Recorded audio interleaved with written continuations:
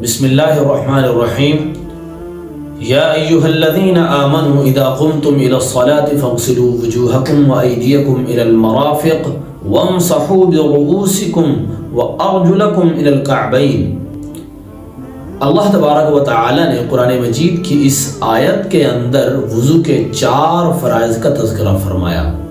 فاغسلوا وجوہکم وایدیکم الى المرافق وامسحوا برؤوسکم وارجلکم الی الکعبین۔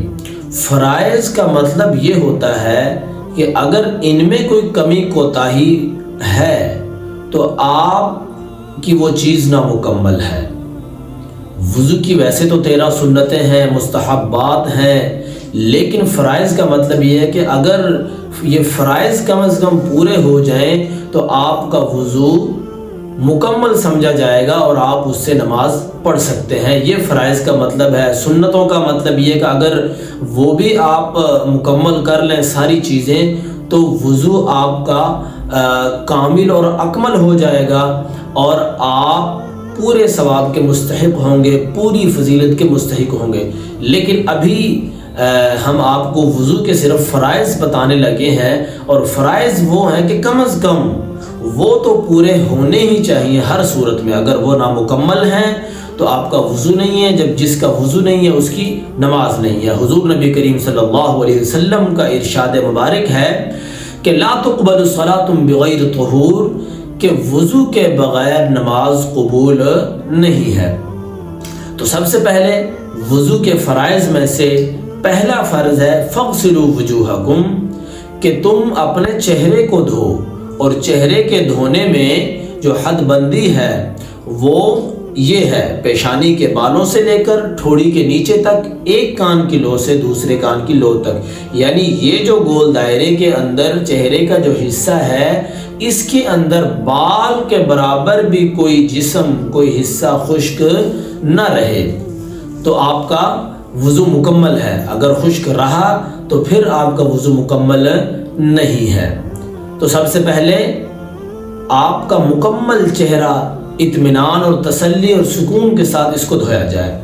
دوسرا فرمایا وَأَيْدِيَكُمْ إِلَى الْمَرَافِقِ، دونوں ہاتھ کوہنیوں سمیت، یعنی کوہنیاں اس کے اندر شامل ہیں، ان کو اچھے طریقے سے دھونا، غسل کرنا ان کا، یہ وضو کا دوسرا فرض ہے۔ تیسرا فرمایا وَامْسَحُوا بِرُؤُوسِكُمْ، اپنے سر کا مسح کرنا۔ اور فرائض کے اندر آپ نے سنا ہے، پڑھا ہے، اور ہم بچوں کو بھی سکھاتے ہیں کہ چوتھائی سر کا مسح۔ تو چوتھائی سر کے مسح کا مطلب سمجھ لیجئے، چوتھائی سر کے مسح کا مطلب یہ ہے کہ سر کے چوتھے حصے کا مسح کرنا یہ ایک فرض ہے، یعنی اگر اس سے کم ہوگا تو وہ آپ کا فرض نامکمل ہے، لہٰذا آپ کا وضو نہیں ہے۔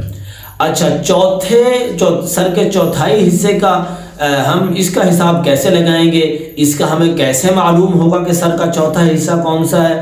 تو اس کا یہ سمجھ لیجئے کہ یہ جو آپ کی ہتھیلی ہے یہ سر کے چوتھے حصے کے برابر ہے، یعنی اگر ہم یوں اس کا پیمائش کریں گے تو یہ ایک حصہ، یہ 2 حصہ، یہ تیسرا اور یہ چوتھا، یعنی آپ اس ہتھیلی کو گیلا کر کے اپنے سر کے کسی بھی حصے میں یوں لگا لیں، یوں کر کے ایسے لگا لیں، ایسے کہیں بھی رکھ لیتے ہیں تو آپ کا چوتھائی سر کا مسح ہو گیا، فرض مکمل ہو گیا، آپ کا وضو ہو جائے گا۔ اگر اس سے کم آپ نے اپنے سر کا مسح کیا تو وضو نہیں ہوگا۔ تو یہ مطلب ہے سر کے چوتھائی حصے کا مسح کرنا فرض ہے۔ چوتھا وضو کا فرض یہ ہے وَأَرْجُلَكُمْ إِلَى الْكَعْبَيْنِ، دونوں پاؤں ٹخنوں سمیت دھونے ہیں۔ اور حضور نبی کریم صلی اللہ علیہ وسلم کی حدیث مبارکہ ہے کہ وَيْلٌ لِلْأَعْقَابِ، ایڑیاں خشک رکھنے والوں کے لیے، جلد بازی میں جو وضو کرتے ہیں اور ایڑیاں خشک رہ جاتی ہیں، ایڑیاں چونکہ فرائض میں شامل ہیں، پاؤں ٹخنوں تک دھونے ہیں، اگر وہ خشک رہ جائیں تو فرمایا ان کے لیے ہلاکت ہے۔ تو لہذا وضو کو اطمینان اور تسلی اور سکون سے کیا جائے تاکہ ہماری نماز کامل اور مکمل ہو جائے اور ہم پورے ثواب کے مستحق ہوں۔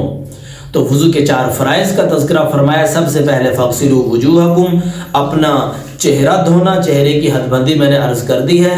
دوسرے نمبر پر وایدیکم الی المرافق، تیسرے نمبر پر وَامْسَحُوا بِرُؤُوسِكُمْ، چوتھے نمبر پر وَأَرْجُلَكُمْ إِلَى الْكَعْبَيْنِ۔ تو یہ وضو کے 4 فرائض ہیں۔ اللہ تعالیٰ توفیق عمل نصیب فرمائے۔